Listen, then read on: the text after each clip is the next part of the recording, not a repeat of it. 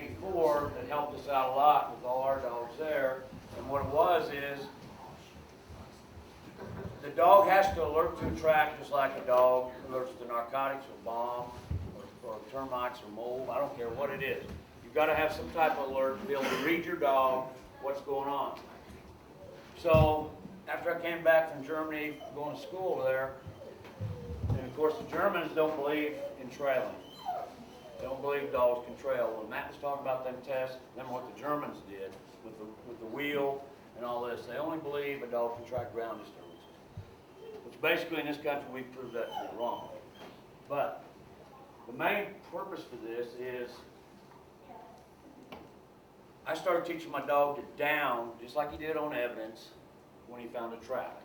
Because what's one of the biggest problems we as police officers run into when we go out on a track? And I think you all are going to know what I'm getting ready to say. You go out there and a guy says, okay, this guy just pulled armed robbery, whatever it is, and he took off, he ran that way. Okay? Now you're going to go out there and try to find the track.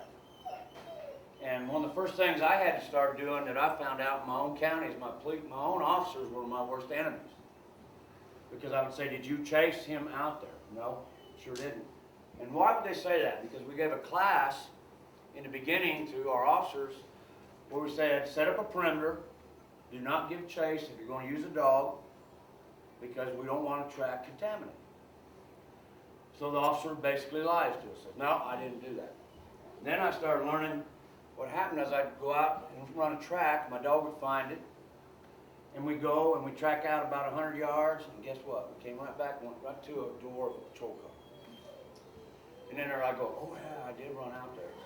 And so you want to look at their boots.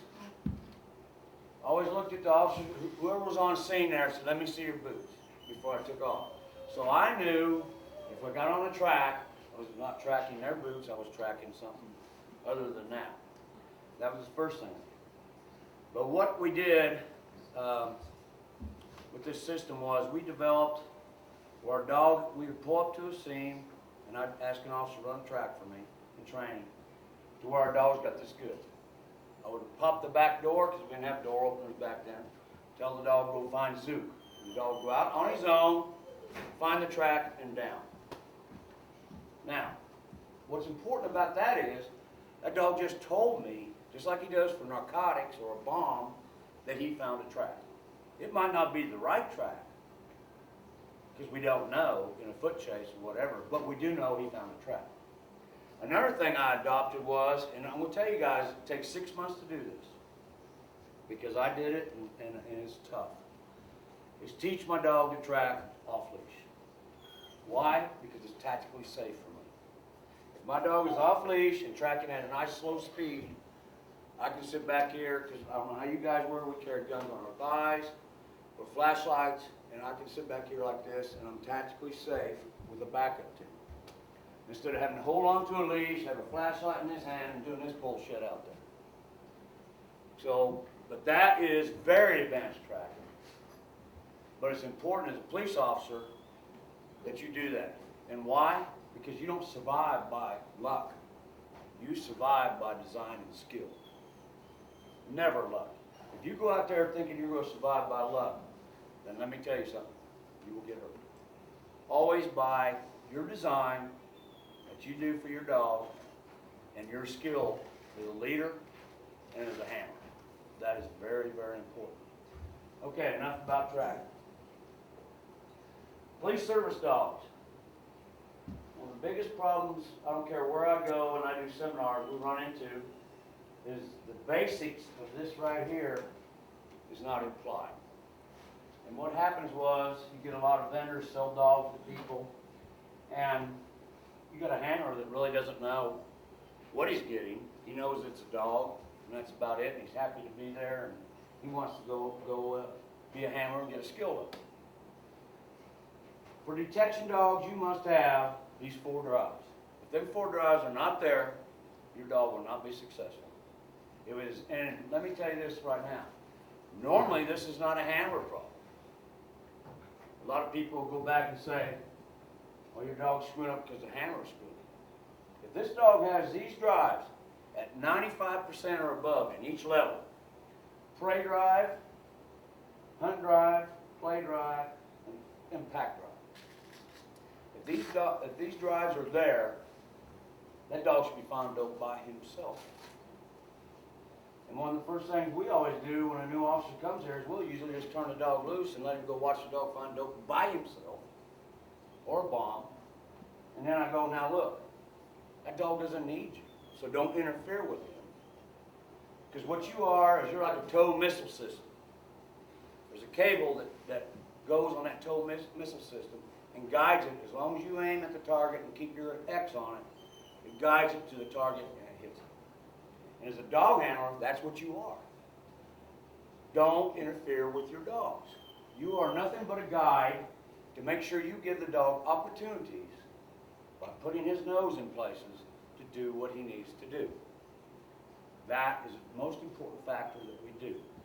I guarantee you, everybody in here, I know just about everybody, you could just go into a room, follow your dog, and what your dog will do? You'll go find the dope. Okay? First of all, always remember that. Because what we see handlers do a lot of times is they interfere because we're cops. What's the biggest thing we're taught? To be suspicious of everything. So we see a dog doing something and we get out there and we go, well, maybe Tom didn't hide the dog. We start getting stuff in our mind that's crazy. One of the worst things I found out when I first came back from Germany, and at that time I had the only drug dog in this state. There was no other drug dog in the state of Kansas. And I was getting called out in Wichita for the DEA task force and everything down there. And back in them days, we trained our dogs on Quaaludes, cocaine, and believe it or not, even methamphetamine back then, plus White Crosses. White Cross is a big drug, and of course marijuana. Now I went into a house for Wichita PD and KBI and DEA, and my dog goes in and indicates on this dresser drawer. And I was taught in Germany, which is, we found not to be, we don't do this anymore, but to stimulate my dog on every time he found dope. So my dog hits this drawer, I throw the ball, and then we go on, and evidence tech comes along, opens the drawer up. There's Quaaludes in there, and there was also like thousands of Black Beauties. That was a barbiturate back in them days. That was a prescription drug, but illegal, if you didn't have a prescription. And I don't think anything about this because I wasn't taught anything any different, so you learn from the street. So I go on and search the rest of the house, and we get nothing else. About 3 weeks later, I'm again in Wichita doing a search warrant, and my dog goes along and hits this, remember the old big headboards on the back of water beds, and hits this thing, and of course we had aggressive alert back then, and I throw the ball without even knowing what's there, and my dog gets his ball and he's happy and he's playing, and we open it up and guess what's there? Black Beauties, that's it. Nothing else. No other drug, nothing else. So what did my dog learn on the first search I did 3 weeks before that? When I gave him the ball, he learned Black Beauties are just as good as Quaaludes. He was only trained on Quaaludes. He was not trained on Black Beauties. So here's our problem. They now have, it used to be when I went to school in Germany, we trained 4 drugs at a time, 4 bombs at a time. Because that was back in the early 80s, that was a thing. They said dogs could smell and decipher 4 odors at a time. Auburn University and Amsterdam University in Holland have now proven that it's way over 25. So when I have a scent picture and I put my drugs out or whatever I'm doing, bombs, drugs, it doesn't matter what detection work you're doing. When I put that out, it forms what's called a scent picture. So in that scent picture can be numerous items, depending on how I train. If I put it out with my hands, what'd I do? I put it out with my scent on, didn't I? Okay. If I put it out with gloves that are latex and got powder on them, I put it out with, the dog also smells the latex and smells the powder. That's why you want to use clear gloves, like you get you see at restaurants or cooking places, they're just clear gloves. That's the least amount of scent gloves there is. There's no powder on them, there's no thing like that. Because whatever's in that scent pitcher, you're going to teach your dog. This is where handlers screw up on the street. This is why we're talking about this. You never, never stimulate, or guys want to use the word reward, I use the word stimulate. Reward your dog on the street. Why? You don't know what's there, that's why. So if you stimulate on the street, you're teaching your dog whatever's there. So let's just use, for example, that there's a cooler in the trunk, it's got 10 pounds of marijuana in it, it's got hamburgers in it, it's got hot dogs in it, it's got potato chips in it, everything that this guy's taking camping with him along with all his nice little drugs, and my dog goes along and hits on it, and I throw the ball or throw whatever toy it is your dog plays with. You just taught your dog that hamburgers are okay, hot dogs are okay, potato chips, Coleman coolers are okay. Every bit of that you just surmised to your dog is great. So that's why we never stimulate on the street. Dog hits it on the street, that's it. I don't even like to say good boy or good girl. Away I go, do my thing, and then if I'm done in 3 hours or 4 hours with my paperwork or whatever it is I had to do, I will then take my dope that I know what it is, go hide it, or have another handler go hide it, and then work it, and then stimulate the dog. Now in training, you have to make sure you do this too. Now here's the old question you always get when we're teaching this. People raise their hands and go, well, I got to stimulate my dog every time or my dog won't find dope. If your dog has the proper drives, right here, you train through prey drive, hunt drive, play, and pack, you could go do 50 finds in your dog and never stimulate him, and the dog will still go and search. Why? Because he has a drive. He's not going to quit. Dogs are avid gamblers. The dog is going to continue to search. If it has a proper drive, it's going to search. The old addict in the old days used to be, if I did a building search, same thing, and we didn't find anybody in the building, first thing we wanted to do, because that's what we were taught, was go hide a guy in the building and let the dog go in and bite him with a sleeve on. Why? Because we go, my dog has to do that. That is not true anymore. With the high drive dogs that we have, we do not need to do that. Nor do we need to do with dope or bombs or whatever. You should be able to put out as many as you want, and your dog finds them, and the dog will continue to sniff and to continue to work because he has the drive. He expects, when's it coming next? When am I going to get my toy? Now, how many people in here believe that a dog knows what a ball is? I hope none, because dogs don't know what balls or toys are. That is prey to them. That is nothing but a rabbit. And what happens in that given case is the dog learns that the leadership, which is us, pack leaders, we're the leadership, allows the dog to kill it when it finds things. It gets to get its prey and it gets to kill it because we allowed it to happen. So that's what the dog looks forward to. But it doesn't, what you want to make sure in your dog's mind, it does not know when it's going to happen. A lot of the new things that come along, we're doing all the passive alerts now. And we're getting what? High focus. Focus from our dogs. That's what we want. Focus. Where the dog sits, I can pull back on the line. The dog says, screw you. It's here. I'm not leaving. I'm here. That is confidence for you to be able to call, there's dope there. In the old days, it was the aggressive response, so we did all kinds of things where the dog was scratching and we'd pull the dog's tail and pull him back. Did pull-ins and pull-outs and all this to make sure the dog would peel paint off cars. So I, as a handler, knew, boy, my dog got that one. But then what happened? The next thing we know, we're painting cars.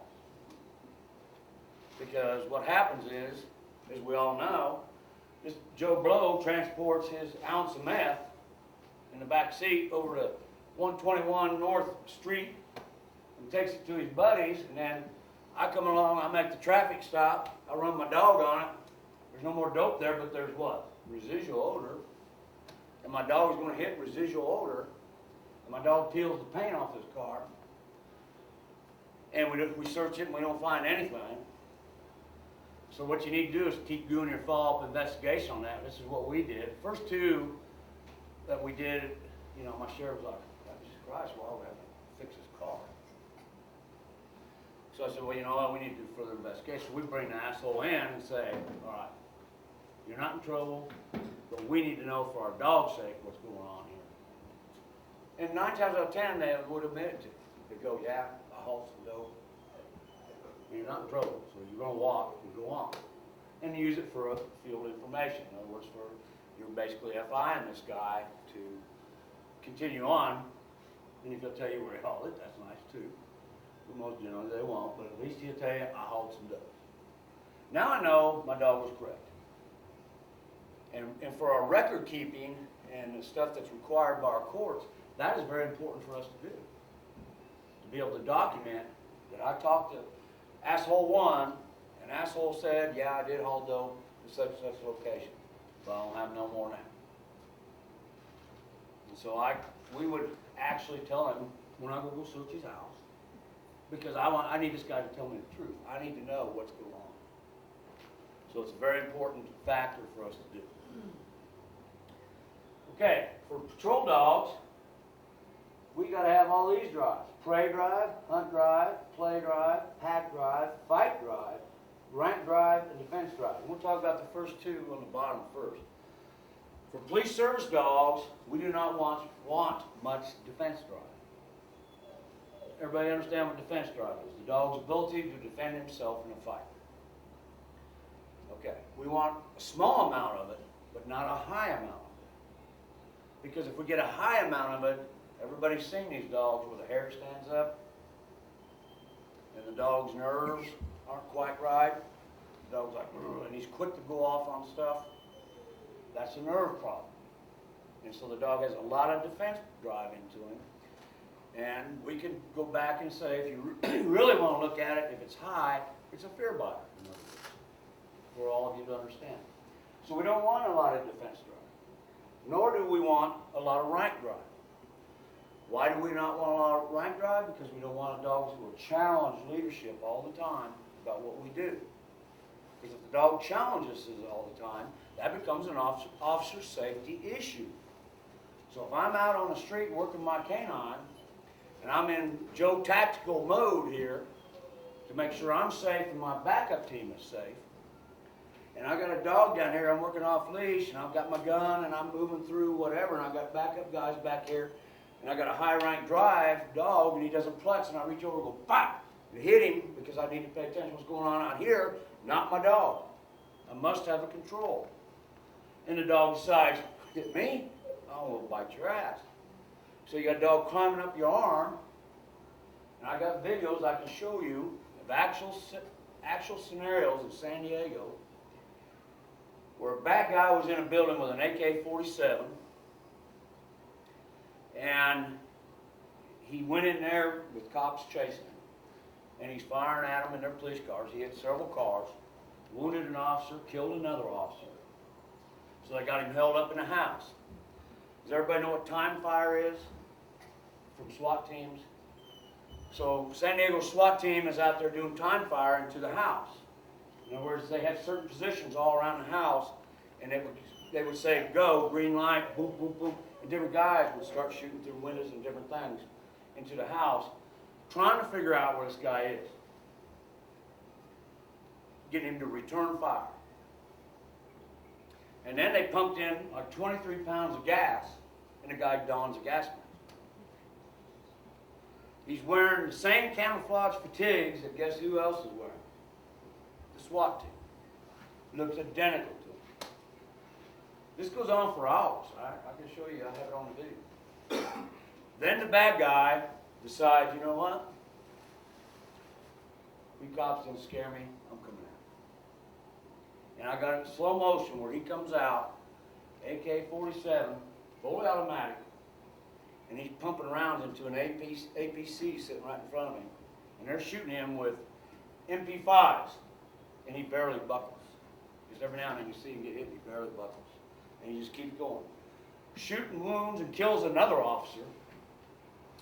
goes down a fence line, and at the fence line, this was the fence line here, right around the corner is a canine unit and a handler, mellow one. He rounds the corner and points the gun at the officer. The officer didn't even know he was coming. So this tells you what kind of clusterfuck this was. Comes around the corner, points the gun, and he's AK jammed. And he's sitting here trying to clear it. You can watch him clearing it.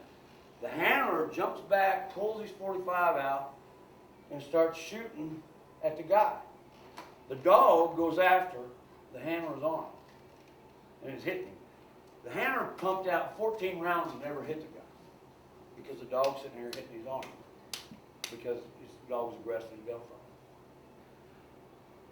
So then another SWAT officer sees what's going on. He runs up there, shoots this guy with double-up buck, and knocks him to the ground. And the guy goes down. Then the handler is all fucked up with his lead. You watch him. He's doing all this shit. And he finally gets the dog off leash, and the dog goes in and bites the guy right here in the collarbone. And the dog has a bite on him. Another SWAT officer then comes into the scene, walks up with a long rifle right to the head, and goes boom, and shoots this guy in the head. But guess what the dog does? He comes off, starts running around. Who do I bite now? Who do I bite now? It's absolutely a cluster, and we use it for training because that's one of the reasons you don't want aggressiveness to gunfire. Your dog has to be stable. This all goes back to this stuff right here. Drive. Training through drive. We have to train through drive nowadays. Force training or compulsion training, some of the stuff Matt was talking about, where he said the dog's out trying to run a track, but the handler has corrected his dog hard and got pissed off, lost his temper. We all do it. I do it. We all do it. But don't take it out on your dog. Because guess whose fault it is? It's yours. Anytime your dog will not function and do the stuff that your dog has been trained to do, it's your fault. Because the truth is, if most guys would admit it, you say, when's the last time you ran a track? Well, I don't really like tracking, so I don't know, 4 months ago. Should be running a track every week. That's what maintenance training's for. That's what your departments give you 8 hours, or should be giving you 8 hours a week to train. If you have a dual purpose dog. If you have a single purpose dog, you at least should be getting 4 to 6. Minimum. It's very, very important. But we have to have these drives. We do not want rank. We want fight drive. Now, a lot of people, and if you've been on the internet, you look on the internet and you'll see this big controversy going on in this country. Now, I learned a long time ago, you stay out of this shit. But all these chat rooms from cops on these police sites, the difference between fight drive and defense drive. It is very simple if you want to define it. But you have people across this country that can hide behind computers, that's what I call it, they hide behind a computer and they talk shit. Because no one can challenge them. Here's the big thing. Fight drive is the ability of the dog to take some type of pain or strikes and be able to fight his fighting partner. He does not back away. He takes it. Defense drive, the dog is in total defense drive trying to defend himself from a threat. And that's the difference between the two. But what do we want? We want fight drive in a police service dog. So when I send my dog out, you'll hear these stories in your canine career. Seminars you go to all across this country, you'll hear some copper's going to say to you, Jesus Christ, man, I sent my dog out on a bike, and the guy was standing perfectly still like this, and the dog went up and smelled him and turned around and walked away. Why did that happen? That's what happens with finding bite dogs 90% of the time. People have totally lost the miscue why we do detain work. Everybody know what detain is? Simple word is barking hold. Germans developed this back in the 1800s. That's why you see civilians doing it. Shouldn't. That's where it came from. German police developed it. It is not developed to be minimal force to the suspect. It is developed to teach the dog this. Fight drive. That's what it's developed for. So when the dog comes in and finds a guy on the street, the dog comes in, he's in fight drive. I like to use this demonstration. Remember the old fights? Well, you guys might not remember this. I'm old. The old fights, Joe Frazier and Muhammad Ali. Muhammad backing up, throwing punches, and you got Joe Frazier constantly was going after him, doing this. Joe Frazier was in fight drive. Muhammad Ali was in what? Flight. But he's punching, but he's still flight. He's fleeing. Police service dog has been trained to do detain work correctly. It is not, and this is where a lot of administrators, a lot of people absolutely lose the train of thought about this. It is not to protect that suspect. It is to be able to give the officer safety. And he knows when his dog found somebody. So when the dog comes in and you got the guy all up doing this shit, the dog comes in, pow, pow, pow, pow, pow. Now, none of us here came over on a banana boat, all right? This guy is not going to do what? He's not going to stand there. He's going to do this. And the minute he does that, what happens? The dog is going to bite. We do it for the alert. It is all done for the alert and officer safety. So when I'm out here working and my dog finds a suspect, you don't go up to him, smell him, and leave and then put me in jeopardy. The dog goes up there and starts barking and fight drive. Because the dog has learned, that is my fighting partner. Okay? The dog has learned this. This is my fighting partner. When I find him, I get to fight with him. Now, does the dog need to make a bite? No. Dog has proper drive, he doesn't need to do that. We do it all the time when we send a dog in, guys hiding behind a door or up high in a building search, dog smells him, dog gets in the odor, dog gets a scent comb, dog gets a scent picture, dog goes pop, pop, pop, pop, pop, bark, bark, bark, bark, bark. Good boy, we'll go put the leash on him, have a guy show his head, hey, here I am, dog fires up more, boom, we take him out. Okay? The misconception is your dog does not need to bite. That fight was just as good for him as it was to fight somebody. Because it's personally satisfied his drive that he found somebody and he got the bark. If they have the right drive. Dogs that don't have the right drive, you'll see in your canine career, you go to seminars, you see some guy doing a building search on a leash. And the dog comes over here and finds a guy and he's going, I can't get him, get him, get him. He's having to do what? Encourage his dog to alert. What is that? That is an officer safety issue. As an administrator, you should be going, that's bullshit. My officer's life is in danger. You do not ever want to have to approach a suspect on the street and sit here and try to have to fire your dog up to do something. The dog should be ready to kick it in with his drives. That's what's important. Okay. Now going back to detection dogs, with the new style, the new stuff we're doing with the passive alerts and everything else, what's important is that we teach the odors.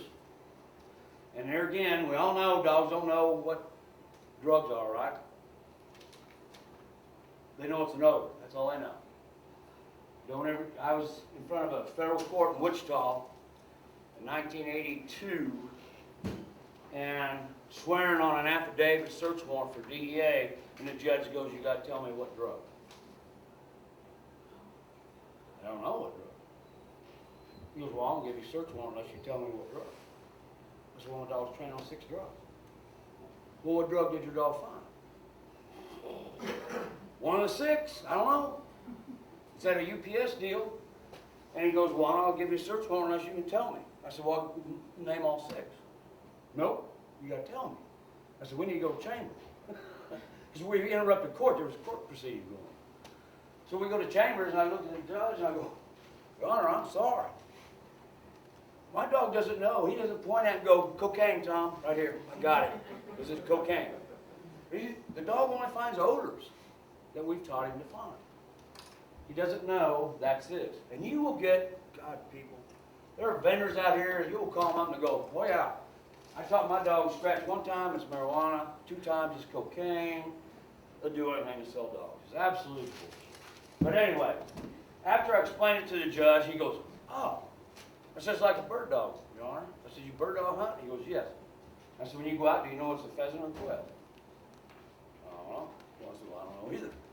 I don't know what drug we have here, but I know we got dope. So we bring it back and get the dope out of this UPS package, and the judge, he's very happy. But that's the thing, you don't know. So how many people have prepared affidavits, except without what you're doing and everything like that, in your computer? So if you've got something to do, all you got to do is go in there and add what's going on, print it out, and you're ready to roll. Very important you have this. You should have your dog's basically resume, your resume, and then the start of the affidavit of what was going on, date and time. So that's all you got to fill in is date and time. And I searched car such and such, or house such and such residence, and boom, boom, boom, boom, boom. So when you're out here working, that you can do that stuff just like that. Put it in, print it out, and take it to the judge and get it done if you need an affidavit search warrant. How many people's counties or cities rely on to have affidavit search warrants to search a vehicle but get no consent? You go in on the dog's record? That's very good. That's what you should do. Okay, getting back to the passage. Odor. We've got to teach the odors to the dog.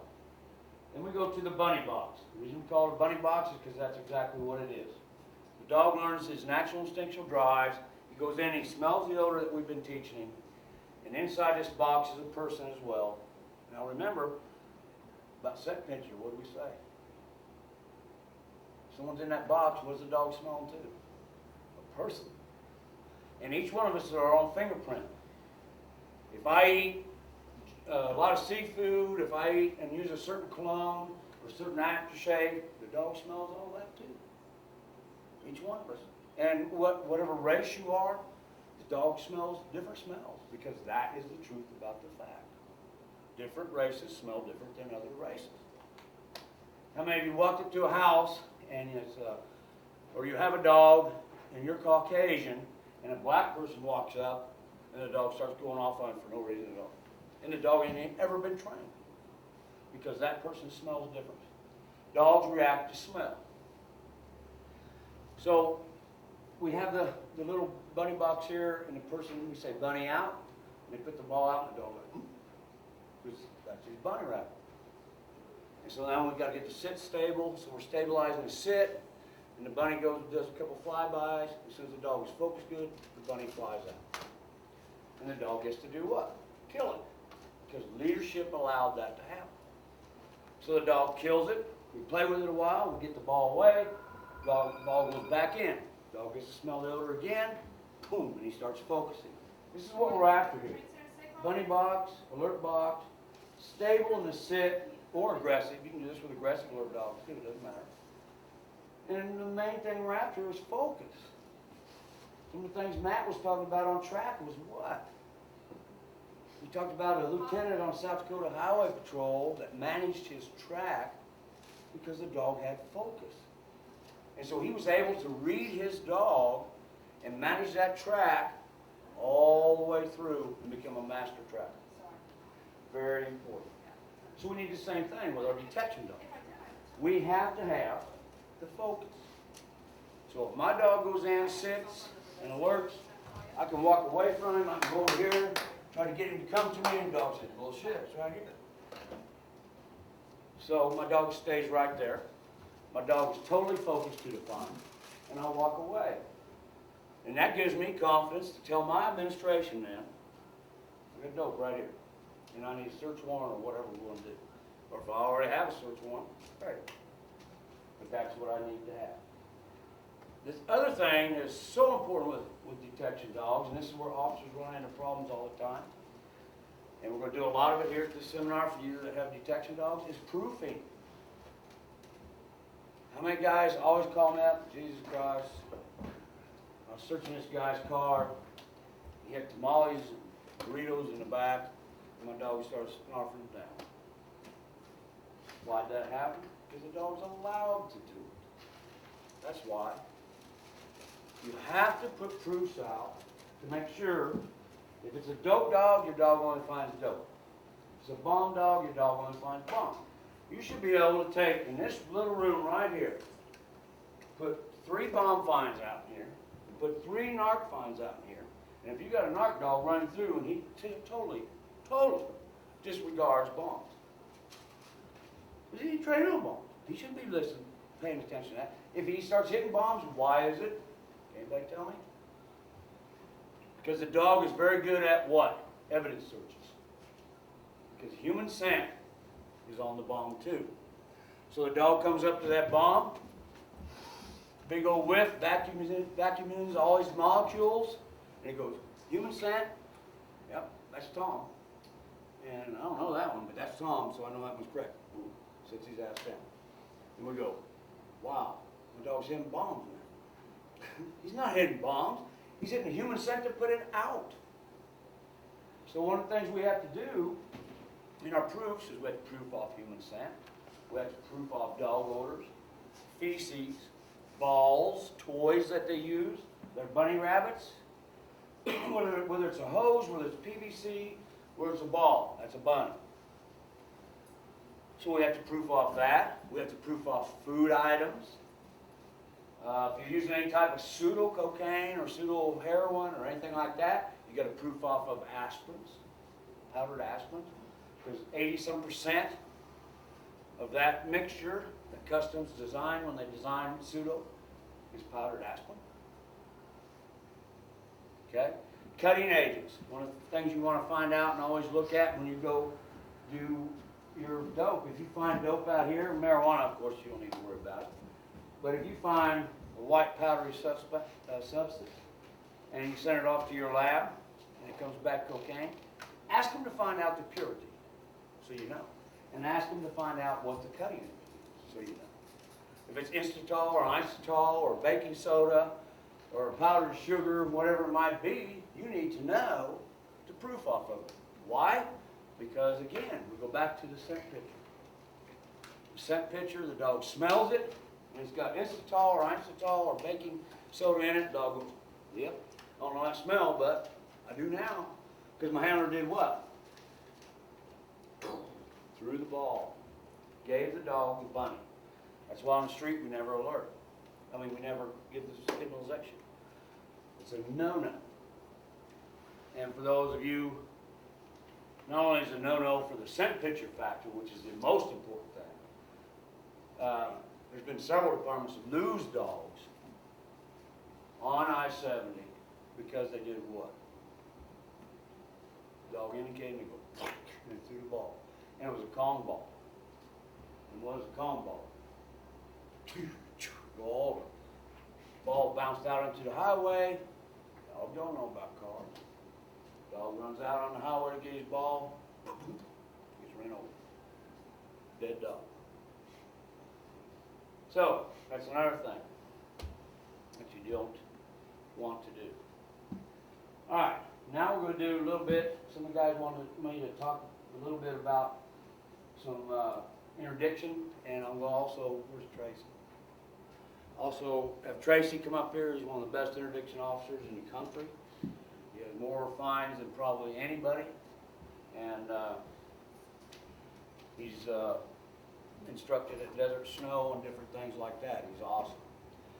But one of the main things you have to do in interdiction is you got to be a good bullshitter, number one. You got to, and what happens when we're a good bullshitter, when we're out there talking to people, is we sometimes do what? We let our safety down. We sometimes let our safety down when we're dealing with these people. So always remember, no matter how much you want to get a load, no matter how much you will try to do this or that, you must still remember you've got to be safe. Too many officers are getting themselves killed or shot out here or beat up because they're not being safe. The different things that are going on now that some of the officers have run into, and especially in Texas they've run into this, is these guys not only have the mule hauling the dope, they got a protection car coming up behind them. And they'll go on by you as you stop it, and they'll go down and turn around and watch you. And when they see that a dog's coming or something like that, for you to belong to Epic and stuff, you should be reading this. They will come by and fire it. They will kill the mule and kill the cop and take the load and go. they don't care. And it's happened in Texas quite a bit. DPS officers down there and sheriff's officers. Tracy, you want to talk to them a little bit about what you do out there in Kiowa County? Yeah. Well, you're an undersheriff now. Yeah. Well, that's good, so get up here and talk. Guess I don't even know where to start. Why don't you start with some of the things you guys look for and what you do on 54 and stuff like that. Well, everybody, I think everybody knows Highway 54 is one of the main highways running from El Paso heading to Kansas City, Chicago, so there is a lot of narcotics. I've been in Kiowa County for 5 years, been a dog handler almost the whole 5 years there. Our biggest drug going through there right now is marijuana. We do have a lot of cocaine and meth getting heavy. Interdiction is probably the biggest thing we do there.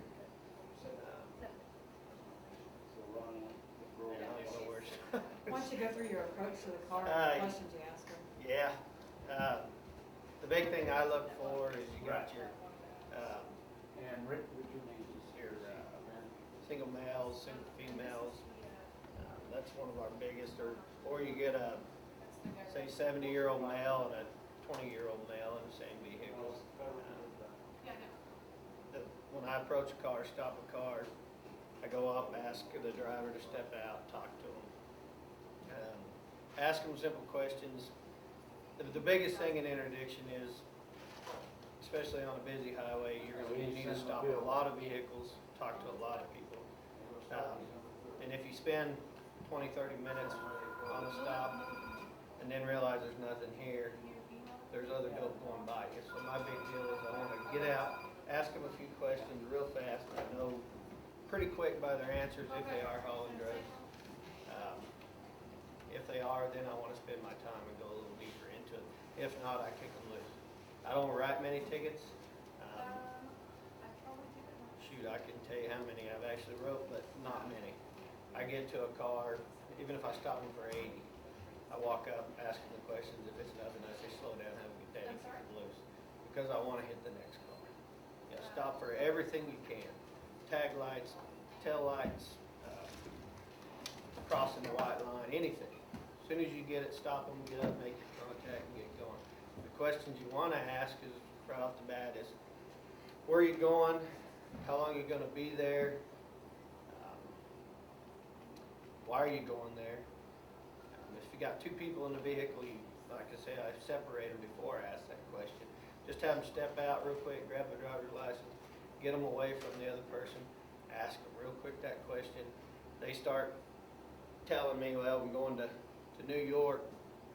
How long I'm going to be there? I'm going to be there a day. Everybody knows that's bullshit. So that's when I want to start going further. Then I go up and I ask them, I said, well, I need to go check your VIN number with your registration. While I'm up there, I'm talking to the passenger. Where are you going? Where are you coming from? You get those indicators, they start telling, oh, we're going to New York. Well, how long are you going to be there? Oh, we're going for a week. You know, another guy tells you a day. Then I want to go a little bit further. One thing we do find that's different than I-70, most of our drugs are in compartments. We are hitting a few that, you know, suicide loads we call them, but most of them are in compartments. Where on I-70, they're stopping people popping trunks in their duffel bag. Ours are hid, so that's where the canine comes into play. But without your dog, you know, and especially if they tell you, hell no, you ain't searching, you got to have your dog, and that's where, you know, it comes back to Tom, trusting your dog. I get my dog out of the car, run him around it, he hits, I walk him right back, put him up, and then I go to him.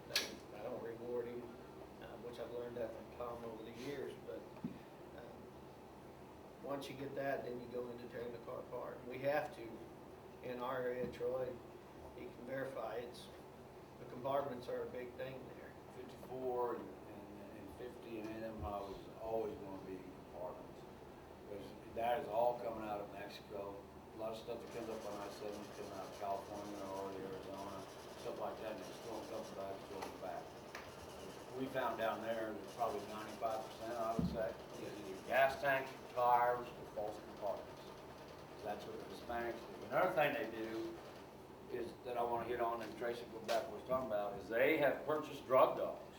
The Mexican mafia has purchased drug dogs in Mexico, and they will check their load before it leaves with a drug dog. But one of the things they forget is they're still traveling. So as they travel and drive, it creates vacuum releases, which allows us to smell, our dogs to smell as they go on. But they do check their loads. And they pay big money for welders because a lot of it, you know, they're welded compartments in there. The Mexican drug cartel pays a lot of money for a guy who thinks he knows how to weld. And like Tom said, they'll go around their dogs and the dogs don't hit, okay, it's good, get out of here. But, you know, you travel 1,000 miles, go shift and little air pockets. Some of the things that I found, compartment-wise, spare tires, they're big. I think actually driving on the tires, we've got those. Tom's got some pictures. Gas tanks are big in our area. Drive shafts. And they're hiding it everywhere. Actually, one of the best ones that I have to say about my dog, I got called to Ford County one evening. The deputy there called me over, said he had a guy from Arizona going to Cleveland, Ohio, and he said something's just not right with him. Will you come over and bring your dog? I said sure. So we rode over there, run the dog. Dog indicated on the door, driver's door. Brought him around, jumped in the back of the truck, and indicated on the driver's side tailgate area.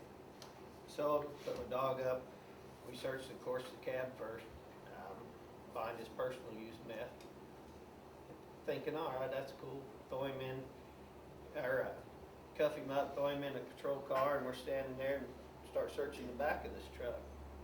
We searched for probably 3 hours. Tore this truck apart. Nothing. Took the tires off, had the deputy heading into town, break the tires down. We were trying to figure out why my dog. And that was one of the big things, trust your dog. If I wouldn't have trusted my dog, we'd have let this load go. But I knew there was something there. Look back at the guy, he's sweating. It's a cold evening, windows down in the truck, and he's just pouring sweat. So I get in and through bullshitting with him and tricking him actually. He told me where it was at. It was in the intake manifold of his truck. Driving down the highway, car broke down. But what happened once we removed the engine to get to the intake, they had 3 keys of coke in there. One of the packages come loose in the drive, and the dog was hitting the tailpipe. The odor was coming through the tailpipe. So that's where, if I wouldn't have trusted my dog, we'd have missed it. So always trust your dog and dig. It's there. And sometimes, sometimes your dog might not hit exactly where source is because of what he's talking about right there. Okay? Coming down that tailpipe, that's the biggest part of source, so it's coming out the tailpipe, that's where the dog will work. They're going to do the best job that they could possibly do. So never just stop right there and say, start thinking and using common sense. Coming out the tailpipe, wow. Maybe I better go look at the engine compartment or in the front of the dashboard or in the dash there, because a lot of times they use that for false compartments. Because that is exactly what can happen. And, you know, and then that one was a pretty good. The guy, after interviewing him, he's hauled 3 loads to Ohio, and had dogs search his truck. Never found it. And he's actually hauled money on the way back in that same manifold. And that's a tool. Just one quick on the Dodge. It's a Dodge pickup, and Dodges have vacuum hose on each side of the intake manifold. They're little bitty hoses. As an interdiction officer, carry you a rod. It's real small, real heavy, and you can actually pull those hoses off, one on each side, and stick your rod through, and it'll come out the other side. If it does not, you more than likely have something in there blocking it. And that was one way we could tell after this. And we did do some research and found that Trooper on 70 had actually got compartments just like that. But I've only found that on Dodge as far as my personal experience. But What's some of the equipment they need to carry? well, some of the things I carry, I do have a fiber optic scope. We went down Florida and had the scope given to us. And it actually has, it's a complete package with the scope, a density meter. Yeah, so it has rods that I was talking about you can throw together to stick through. But a fiber optic scope is one of your best friends, just like your dog is. You got a compartment in your gas tank, your dog's hitting on it. Well, the only way you're gonna do it, as an administrator, you start having your handler taking gas tanks down and dropping them, it gets kind of expensive, so your dog hits on it with the scope out, throw it in there. I can say from experience, there's times that even with a scope you can't see it, but most of the time you can. You can throw that scope in and see weld marks, things like that inside the tank, so. Should carry like battery operated Drill. drill with all your different, go to your like O'Reilly's or Advanced Auto, whatever, find out, because all the new cars have all these little different star things and stuff that you need to use to be able to take them apart. I know my guys also carry a creeper. We wore BDUs. That was one of the things that my administration and I argued for years. You know, we had us wearing the traditional sheriff uniform that was required by state statute at the time. It was the French blue and the dark blue pants. And we're out there ripping our uniforms up, and the shirts were back then 60-some bucks a piece. The pants were 50-some. Finally I said, you know what, let's go to BDUs. And the best ones to get is what OP's wearing here. I think you guys have too, Johnson County, the Bratware. Yeah, your department will get them for you. They're very expensive, but they're guaranteed for life. And we had them because we were crawling underneath cars. We also, in my area, we worked the port, which is port entry coming in from Oklahoma into our state. So we had all the semi trucks as well as motorhomes and different things like that. So it's important to have creepers, your battery operated stuff, make sure your batteries are staying charged. Have your gas tank scopes. That stuff is free on burn grants. You file for them, you go to Florida, you go to Phoenix, and they'll send you down there. They pay the officer's salary, they pay for all his training, they pay for everything, teach you down there, and you can get your gas tank scope, density meters, and another thing to carry is a stethoscope. In the desert snow, how'd they teach you how to use that? Yeah, the desert snow, they teach, everybody's been there, but you put your stethoscope on the tire and you ping it with something hard, and you can actually tell if there's something in there by the ping noise. If it doesn't ping, it's an object's blocking the waves that you're hitting. The sound doesn't go through to the other end of the tire. Yeah. It stops, it makes a thud. It tells you you've got something in there reflecting that, and it's in the tire. Another thing to look for is the weights on the inside of the tires. The Hispanics are smart to the fact that you will hardly see any weights on the outside of the tires as they balance the next one. You see some of the pictures up here I got up there with my dog. It makes a metal railing. It goes into the tire and allows it to carry 25 pounds. There's 25 pounds or 23 in each tire. So they're 100 pounds right there. And go down the road at 70 miles an hour with balanced tires because they make this metal railing that goes inside the wheel. And then the pound bricks just set in there as they go around. And then they put the weights on the inside of the tire. And that's going to be your first clue when you see that, because there'll be big weights. This is the only way they can balance the tire. So always look at the inside of the tires. Anything else on that? The one thing I can say on that, we've had those loads with cash. Desert snow teaches that you don't hear the ping, it's not there. That's not actually true, because we did have 119,000 cash wrapped around a bike tire in a spare that did not make the ping, and it had the ping to it, and also a density meter didn't pick up. So don't just whip your density meter out and run it around the edge and they say, oh, it's good, and go on. We actually found a compartment in this vehicle that was empty, so we took a little more time and ended up grabbing my knife and cutting the spare tire apart and found the money that way, but when you get good, you can do that. yeah. You get a lot of administrators, you'll be saying, man, I need to do this, and they go, you ain't doing shit. Yeah, and you'll get to administrators. And don't go home and say, oh, hell, we're all right, Tracy said I could cut tires. But, so that's one of the things you want to remember is administration sometimes, they're going to look at the factor of lawsuits and liability process. So and I was in administration when I retired, Tracy's now administration, finding out the hard way about stuff. As you grow, things happen. So one of the things you want to remember on interdiction is what Tracy's talking about. It's not all, you have to be good at what you do. So there's some skill involved. And I recommend to everybody here, if you haven't been to Desert Snow and you're running interdiction, you need to go to Desert Snow. It's probably one of the best schools in this country. Don't go to your highway patrol and listen to them. I'll tell you that right now. They put on one of the poorest drug interdiction classes there is. So when any troopers in here, I didn't mean to offend you. yeah. But Desert Snow is an awesome, awesome school. So go to it if you get it. It is rather expensive, but it's worth every penny. My guys, once they got to go to Desert Snow, they got a lot more loads, they got a lot more stuff. And this is where Tracy talks about don't always believe what's going on. I'll tell you a little story. One night, John Schnorr and myself were sitting at 54 and Pancake Boulevard in Liberal, freaking Kansas. If any of you ever been there, that is the shithole of the world.